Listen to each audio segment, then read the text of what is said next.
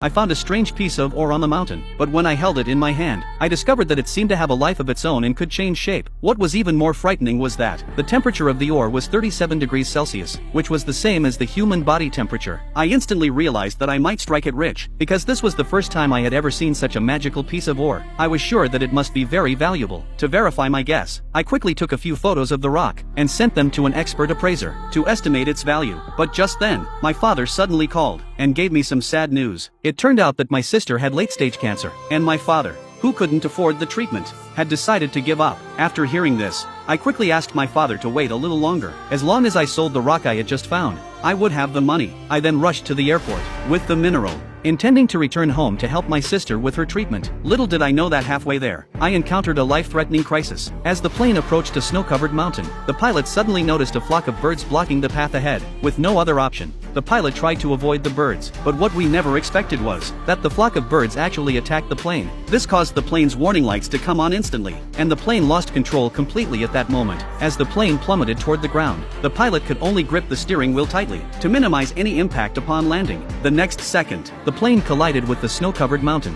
Fortunately, when I woke up, I only had some superficial injuries. Unfortunately, the pilot's abdomen had been cut open by something. To survive, I quickly exited the cabin and shouted for help, but after shouting for a long time, I received no response. I had no choice but to return to the cabin and use the intercom to call for help. However, there was no response over the intercom either. With no other options, I took out the compass and map to determine our approximate location. However, the nearest highway was 50 kilometers away. I was instantly overcome with despair. It was the middle of winter, and if I tried to escape with the injured pilot, we would both certainly die. So I took a box from the plane and set it on fire with a lighter, hoping to attract attention. But in this desolate snowy mountain wilderness, there was no one living in this area. It was clear that the crash site was an uninhabited wilderness. What made me even more despairing was that, by the next day, the pilot had completely died, with no signs of life. As the howls of wolves echoed around us, I immediately realized we couldn't stay here any longer. To survive, I had to take matters into my own hands, so I quickly gathered usable supplies from the plane. I found a handgun next to the pilot. With the handgun,